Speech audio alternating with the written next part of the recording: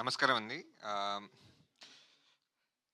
ఆహ్, ఎక్కడ స్టార్ట్ చేయాలో అర్థం కావట్లేదు. సో, 35 లాంటి సక్సెస్ వచ్చిన తర్వాత అదే టైంలో ఈ ప్రాజెక్ట్ చేస్తున్నప్పుడు చాలా భయమేసింది. ఒక ఇది తెలుసు అందరికీ ఇది రీమేక్ అని. సో, ఒక రీమేక్ ఈ టైంలో చేస్తున్నాం. ఇప్పుడున్న నెగటివిటీ వల్ల ఈ తెలుసు కమెంట్స్‌లో కూడా నేను చూసాను. ప్రొడ్యూసర్ డబ్బులు ఎక్కువ రీమేక్ చేస్తున్నారా అనికొచ్చాయి. కానీ ఇట్స్ నాట్ అబౌట్ థాట్. ఒక బాధ్యతగా ఎట్లా even though we're making it remake, even though that film is there in తెలుగులో ఉన్నా కూడా దీన్ని ఒక ఛాలెంజ్గా తీసుకొని ఎలా చేస్తే జనాలకి మళ్ళీ రీవాచ్ చేసినా కొత్తగా కనిపిస్తుంది. సో దానికోసం వి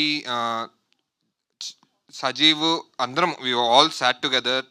అసలు జనాలకి ఇది రీమేక్ అని సినిమా చూసినా కూడా గుర్తు రాకూడదు. ఎలా చేయాలి దాన్ని, అది మేము అచీవ్ చేశామని నేను ధైర్యంగా చెప్పగలుగుతున్నాను. 35 అప్పుడు కూడా టీజర్ లాంచ్‌లో కూడా నేను చెప్పాను. 35 ఒక క్లాసిక్ అవుద్దని. సో, అది ఇప్పుడయింది. ఇప్పుడు టీజర్ లాంచ్‌లో కూడా చెప్తున్నా మళ్ళీ దీనికి కూడా.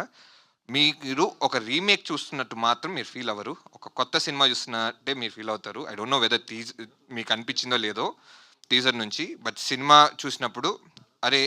ఇది రీమేక్ లానే లేదే అనే మాట మాత్రం వస్తది మీరు బయటకొచ్చిన తర్వాత. One thing I can guarantee you out, once you watch the film and come out, you will definitely be surprise. అంటే మీరు సర్ప్రైజ్ అయ్యి బయటకొస్తారు అండ్ హ్యాపీగా బయటకొస్తారు and will be proud of the film. ఇది మళ్ళీ ఒక మంచి ఫ్యామిలీ ఫిల్మ్ తెలుగులో మళ్ళీ వచ్చిందని 35కి ఎలా అయితే పొగిడారో అలానే పొగుడుతారని అనుకుంటున్నాను. అండ్ మన సజీవ్ అన్నట్టు అన్ని థ్యాంక్ యూస్ అని చెప్పేసాడు కాబట్టి I don't want take much time. So just move on. Thank you so much.